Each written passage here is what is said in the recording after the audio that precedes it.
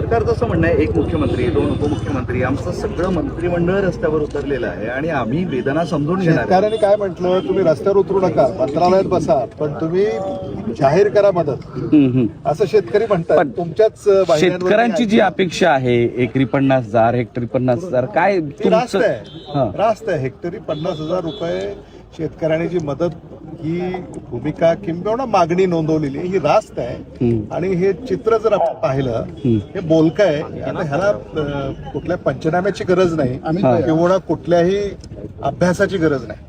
पंजाबमध्ये 50,000 एकरी हेक्टरी तिकडे मदत मिळू शकते, महाराष्ट्रात काय मिळू शकत नाही? सगळ्या योजनांना मिळालीच पाहिजे,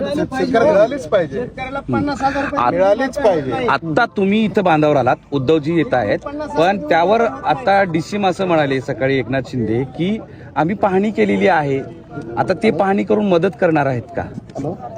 आता मला असं वाटतं त्याच्यावर काही राजकीय टिप्पण्या करायची गरज नाही. शेवटी शेतकरी अडचणीत आहे, महाराष्ट्र अडचणीत आहे, मराठवाडा अडचणीत आहे. आणि अडचणीत सापडलेल्या शेतकऱ्याला म्हणजे त्याची विचारपूस करायला सुद्धा आता यायचं नाही का? मग सरकारचं काय म्हणणं आहे? पालकमंत्री म्हणतायत ओला दुष्काळ हा शब्द शासकीय दप्तरी नोंदच नाही याची.